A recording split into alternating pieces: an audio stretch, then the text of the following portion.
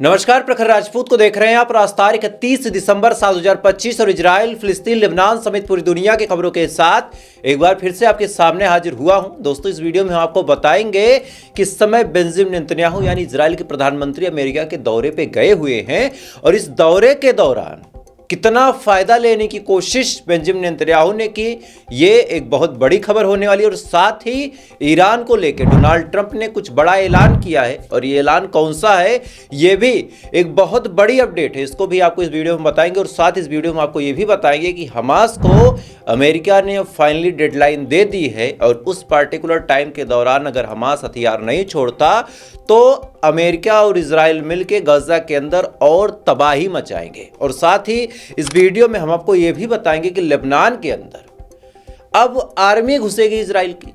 और ऐसा क्यों कह रहा हूं, इस वीडियो को आप डिटेल में देखिए, आपको डिटेल पता चलेगा। और साथ ही पुतिन के ऊपर जानलेवा हमला हुआ है, यानी अब यकीन मानिए यूक्रेन का नक्शा बदलने वाला है, क्योंकि पुतिन के ऊपर जानलेवा हमला हुआ है। और यह हमला कैसे हुआ, इसके पीछे क्या वजह है, यूक्रेन ने क्या कहा है, इसको भी इस वीडियो में हम डिटेल में कवर करेंगे। और साथ ही भारत में गौकसी को लेके ऐसी खबर आई है कि इस खबर को जब आप शेयर कर देंगे और अंधभक्तों से सवाल पूछेंगे तो पहली बार ऐसा होगा कि अंधभक्तों के मुंह पे अपने आप जूता पड़ जाएगा। यानी यकीन मानिए आज की जो खबरें हैं बहुत ज़्यादा अहम होने वाली है, बहुत ज़्यादा इंपॉर्टेंट होने वाली है। इस वजह से वीडियो को लास्ट तक जरूर देखिएगा। चैनल पे नए हैं तो वीडियो को लाइक करके, चैनल को सब्सक्राइब करके अपना प्यार जरूर दे दीजिएगा। और साथ ही आप इस वीडियो को कहां से देख रहे हैं कमेंट करके जरूर बताइएगा। तब तक एक करके मैं आपको खबरें बताता हूं दोस्तों। और सबसे पहली खबर निकल के सामने आ रही है अमेरिका के हवाले से।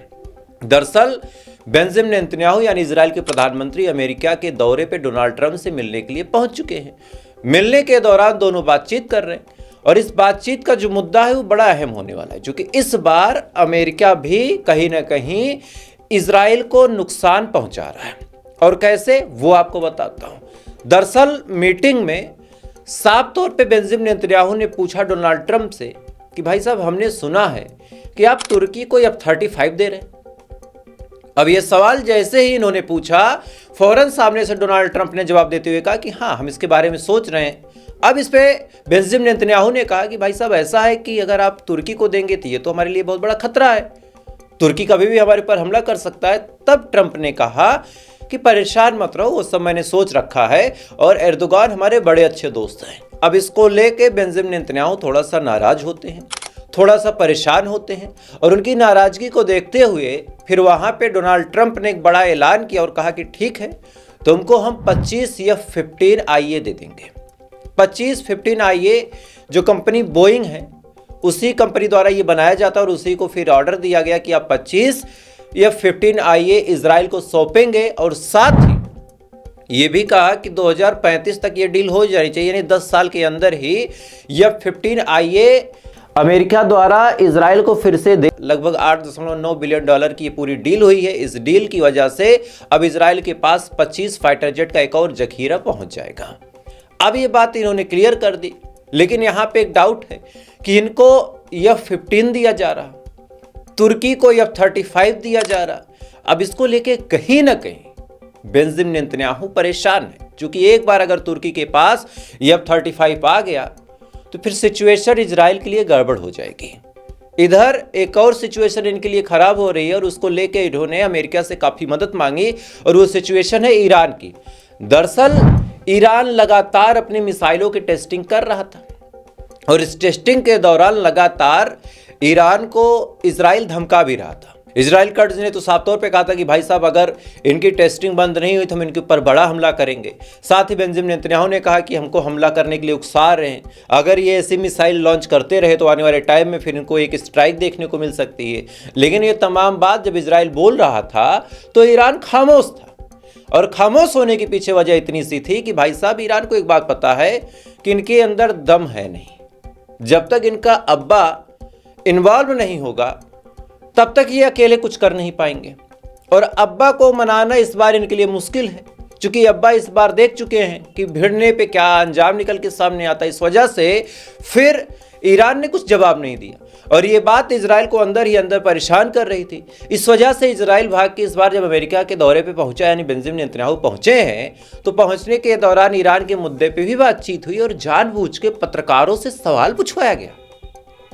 जो इजरायली पत्रकार वहां पे गए थे उन्होंने सवाल पूछा ट्रंप से कि एक बात आप बताइए, अगर ईरान ऐसे ही मिसाइल्स टेस्टिंग करता रहा, अगर ईरान ऐसे ही न्यूक्लियर प्रोग्रामिंग बनाता रहा तो आप क्या करेंगे। अब ये सवाल जब डोनाल्ड ट्रंप से पूछा गया तब डोनाल्ड ट्रंप ने क्या कुछ कहा, एक बार आप उसको पहले सुन लें, फिर आपको मैं डिटेल में समझाता हूं। You support an attack, Israeli attack on Iran if Iran will not have a deal, if Iran will continue with their ballistic missiles and also nuclear weapons. If they will continue with the missiles, yes, the nuclear, fast.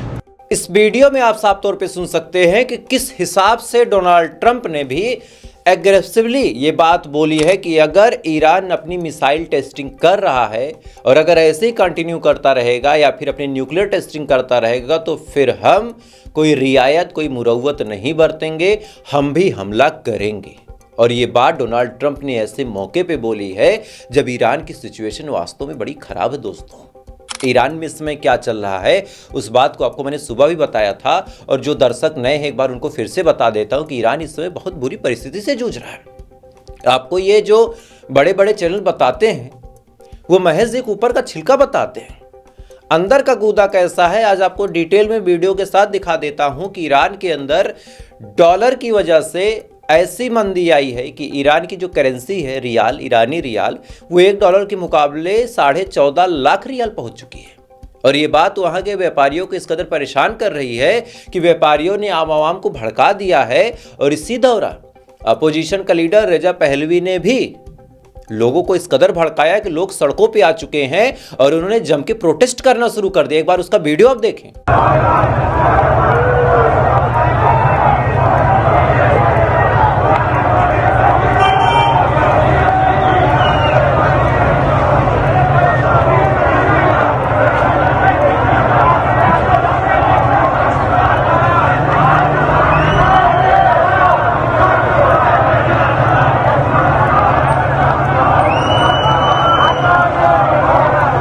इस video में आप साफ तौर पे देख सकते हैं कि किस हिसाब से ईरान की आवाम प्रोटेस्ट कर रही, किस हिसाब से ईरान की आवाम सड़कों पे उतर के चिल्ला रही है कि हमें ऐसे शासन से मुक्ति चाहिए। और ये सब किया धरा बेंजामिन नेतन्याहू और डोनाल्ड ट्रंप का है। इन्होंने रेजा पहलवी को फंड किया और कहा कि अपनी आवाम को भड़काओ।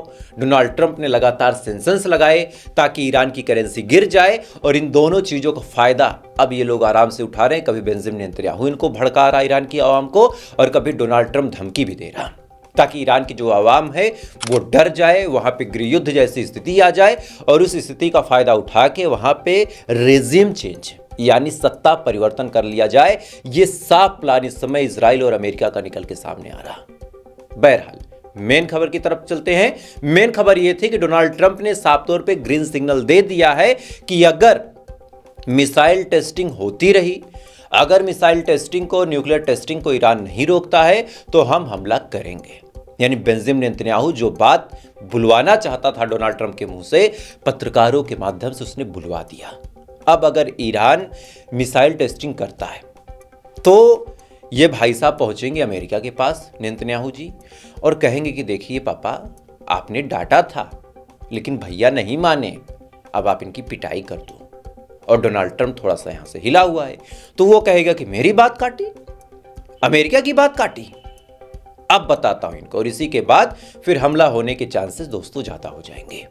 खैर, इधर ये तमाम चीजें चल ही रही हैं, इधर अपने दो दुश्मनों को एक साथ निपटाने की कोशिश बेंजामिन नेतन्याहू कर रहा है।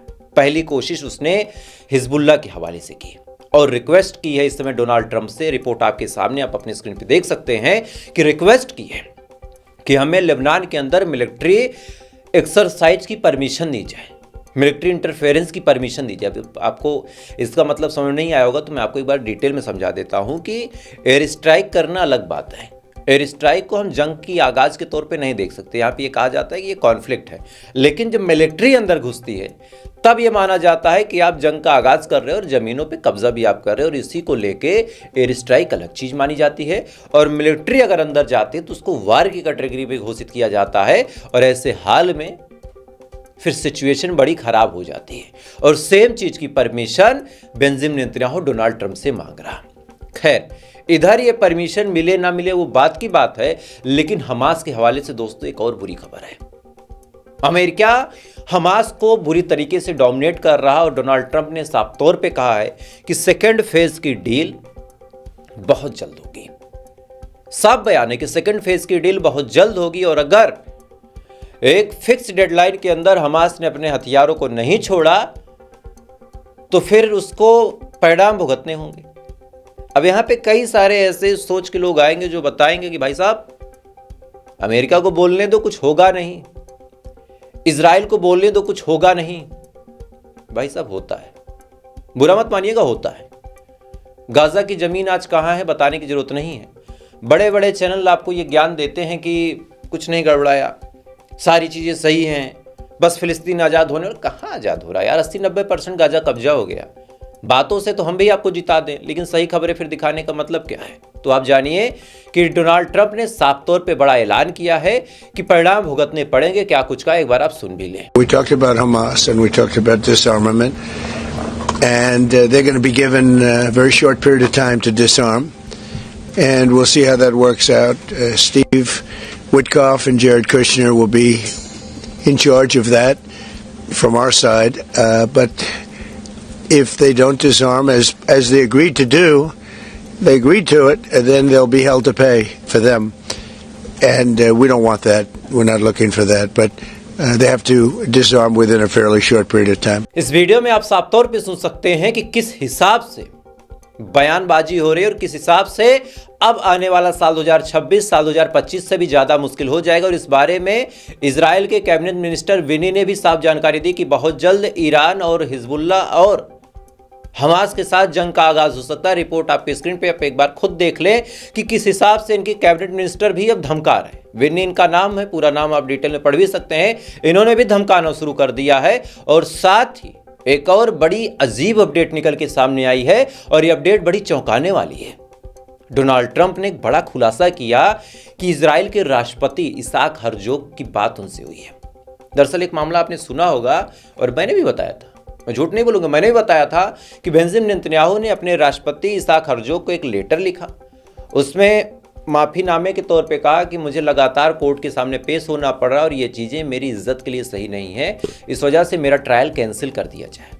और फिर रिपोर्ट निकल के सामने आई थी कि इसाक हर्जोग ने उस रिक्वेस्ट को खारिज कर दिया था। ये बात आपको बड़े बड़े चैनलों से पता चली होगी, मैंने भी आपको बताया था, लेकिन डोनाल्ड ट्रंप ने कुछ अलग ही बात बोल दी। डोनाल्ड ट्रंप ने कहा कि इसाक हर्जोग का फोन आया था। इसाक हर्जोग ने साफ तौर पे कहा कि बेंजामिन नेतन्याहू ने कोई भी माफी नहीं मांगी है और अगर बेंजामिन नेतन्याहू माफी मांगते हैं या फिर कोई लेटर भेजते हैं तो वही होगा जो डोनाल्ड ट्रंप चाहते हैं। यानी यहां भी इजराइल के अंदर भी मीडिया को दिखाया कुछ और जा रहा और हकीकत में ये जितने यहूदी हैं, साफ तौर पे कहूंगा ये जितने यहूदी हैं, ये आपस में बड़े एक हैं। ये केवल एक दूसरे के साथ कंधे से कंधा मिला के खड़े होते हैं और यही गलती हमारे में है, हम नहीं खड़े हो सकते। आप सोचिए वहां का अपोजिशन ना ही सरकार गिराने की कोशिश कर रहा, ना ही वहां का अपोजिशन कोई भयानक प्रोटेस्ट कर रहा। 4-6-10 लोग इक्का दुक्का आ जाते हैं सड़कों पे, उन्हीं को हम जैसे पत्रकार, माफ कीजिएगा मैं तो उनमें से नहीं हूं, लेकिन मेरी कैटेगरी के बहुत बड़े बड़े चैनल हैं, वो बताते अरे आवाम सड़कों पे उतर गई, अरे सत्ता पलट जाएगी, अरे नेतन्याहू की कुर्सी की। कहां गई? 2023 से जंग चल रही है, 25 बीत गया, 23-25 2 साल, और कब तक चलेगी पता नहीं। बातें चाहे जितनी इनसे करवा लो और इन्हीं की बातों को आप सुनते हैं, आपको लगता है कि अरे यार यही तो सही खबरें बता रहा। उनसे पूछो भाई साहब फिर गजा की एक्चुअल फिगर क्या है, बताओ जरा।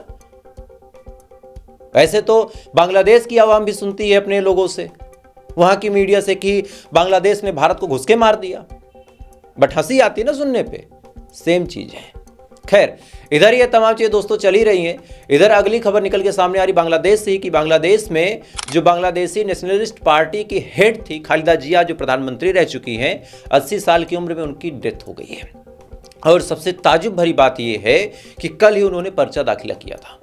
उन्होंने चुनाव की घोषणा की थी और कहा था कि मैं वेंटिलेटर पे हूं लेकिन चुनाव लड़ूंगी, और इसी बीच रिपोर्ट निकल के सामने आ रही है कि खालिदा जिया की मौत हो चुकी है। सुबह 6-6:30 बजे उन्होंने अपनी अंतिम सांस ली। तो ऐसे हाल में सवाल ये भी निकल के सामने आता है कि अगर वो इतनी ही मरने की स्थिति में थी तो क्या सच में उन्होंने पर्चा दाखिला किया था, या फिर पर्चा दाखिला उन्होंने किया था इस वजह से वो मरने की स्थिति में आ गई। सवाल बहुत सारे हैं, जो कि मोहम्मद यूनुस ने जिस हिसाब से बांग्लादेश के अंदर गंदगी मचा के उसको तबाह किया है, सवाल बहुत सारे हैं दोस्तों। खैर, इधर भारत से भी अब आपको एक खबर बता देता हूं, और यह खबर बड़ी चौंकाने वाली है। वाराणसी, भगवान शंकर की नगरी, मोदी जी का संसदीय क्षेत्र, वहां पे गाय काटी जा रही है, गौकसी। जैसे ही कुछ लोग गाय काटते हैं, उसको बेचने लेके जाते हैं, पुलिस वहां पे रेड करती है और एक पिकअप और उसमें गौमांस बरामद करती है। तमाम हिंदूवादी संगठन वहां पे पहुंचते हैं, नारे लगते हैं, प्रोटेस्ट होता है कि इंसाफ होना चाहिए। पुलिस वालों ने जांच पड़ताल की। जांच पड़ताल करने के बाद जब खुलासा किया तो जितने संगठन और जितनी मीडिया वहां गई थी सब भाग गई। पुलिस वालों ने क्या कुछ कहा, एक बार आप सुन लें। के निर्देशन में गोकसी पर प्राथमिकता के आधार पर कार्रवाई लगातार की जा रही है। इस क्रम में थाना प्रभारी लंका के नेतृत्व में एक बड़ी सफलता प्राप्त हुई लंका पुलिस को। बीती रात गोतस्करी में प्रयुक्त एक गाड़ी, 4 गोवंश और 2 अभियुक्त बरामद किए गए हैं, गिरफ्तार किए गए हैं। ये डाफी टोल प्लाजा के पास ये गुजरते थे और जैसा कि पूछताछ में प्रकाश में आया है, राजू पांडे और तीरथ कुमार सिंह 2 व्यक्ति हैं। राजू पांडे जो कौशाम्बी का रहने वाला है, जिसकी गाड़ी थी, जो ये कार्य पिछले 2 से ढाई महीनों से कर रहा था। उसका ये कहना था कि पहले ये सब्जी आदि का कार्य करता था और इधर बीच कुछ किस्त वगैरह की समस्या थी और इसी बीच ये तीरथ कुमार सिंह जो बिहार का रहने वाला है उसके संपर्क में आया और एक ड्राइवर के रूप में उसका उपयोग भी करता था और उसे हिस्सेदारी भी देता था। और तीरथ ही उसका माध्यम था जो बिहार तक छाता में एक जगह है, छाता करके एक जगह है, जहाँ ले जाके डिलीवर करते थे ये लोग। तो एक अंतर्राज्यीय गैंग है ये, और ये दोनों मिल के पिछले 2 महीनों में कुल 12 चक्कर लगभग ये क्रॉस कर चुके थे। इनका बताना है कि बड़ी गाड़ियां नहीं है, छोटी गाड़ी में ही 4 की संख्या में पशुओं को, गोवंशों को ले जाके तस्करी करते थे। इस वीडियो में आप साफ तौर पे सुन सकते हैं कि पुलिस वालों ने 2 नाम लिया, एक नाम राजू पांडे का और दूसरा तीरथ कुमार सिंह। अब राजू पांडे तो यार इस्लामिक नाम लगता नहीं है, शायद तीरथ कुमार सिंह कोई मुल्ला होगा। और मैं तो कहता हूं ये दोनों जो मुल्ले हैं, राजू पांडे मुल्ला और तीरथ कुमार सिंह मुल्ला, इनको वहीं गोली मार दो। आप ये बात मानते हैं कि नहीं कि इन दोनों को गोली, ये 2 जो मुल्ले हैं राजू पांडे और तीरथ कुमार सिंह, इनको गोली मार देनी चाहिए कि नहीं? आप पहले कमेंट करके बताइएगा। खैर, मजाक से हटके इस बात को आप सीरियसली समझें कि यहीं पे अगर कोई मुस्लिम होता तो भाई साहब अब तक मीडिया इतना चिल्लाती कि उसकी यहां की नस फट जाती, इतना चिल्लाती कि नस फट जाती। लेकिन ताज्जुब की बात यह है कि राजू पांडे, तीरथ कुमार सिंह पिछले 3-4 महीनों से गौ तस्करी कर रहे थे। मोदी जी का यह संसदीय क्षेत्र है, वाराणसी भगवान शंकर की नगरी है, लंका थाने की यह पूरी घटना है। और उसके बाद भी ऐसी चीजें 2-3 महीने से धड़ल्ले से चल रही थी, तो कैसे चल रही थी? यह सवाल आज बहुत लाजमी है, बहुत लाजमी है। और न जाने कितने ऐसे राजू पांडे, तीरथ कुमार सिंह होंगे जो एक मुसलमानी चोला ओढ़ के, जो अपने आप को ये बताएंगे कि मैं तो कट्टर हिंदू हूं, और पीठ पीछे वो काम करेंगे जो हिंदुत्व और सनातन में सबसे घिनौना माना जाता है, किसी की जान लेना। और यही लोग फिर बाद में झंडा उठा के चिल्लाने लगेंगे, अरे हिंदू राष्ट्र, देश खतरे में है। और मीडिया का दोगलापन आप देखिए। इस खबर को उतनी इंटेंसिटी के साथ दिखाना चाहिए था जितना किसी अब्दुल, किसी रहीम के बारे में दिखाती है, यहां नहीं दिखाया। हिंदूवादी संगठनों का आप दोगलापन देखिए। ऐसे तो कोई मुल्ला मिल जाता तो पीट पीट के मार देते, यहां पे एक थप्पड़ तक नहीं रसीद किया। तो फिर यही जब दोगलेपन की राजनीति होती है तो देश बंटने लगता है। जो गलत करे उसको आप मारो ना, who is stopping you? But your narrative is very selective, और यही चीजें इस देश की सबसे बड़ी कमी है। खैर, तो फिलहाल अभी के लिए इतना ही। बाकी थोड़ी देर बाद आपसे फिर मुलाकात होगी ऐसी किसी खबर के साथ। तब तक आप अच्छे रहें, खुश रहें। चैनल पर नए हैं तो सब्सक्राइब जरूर कर लें। बाकी अपने दोस्तों से भी वीडियो शेयर कर दें। थोड़ी देर बाद फिर मिलते हैं, तब तक अच्छे रहें, खुश रहें, ऊपर वाला आपकी हिफाजत करें।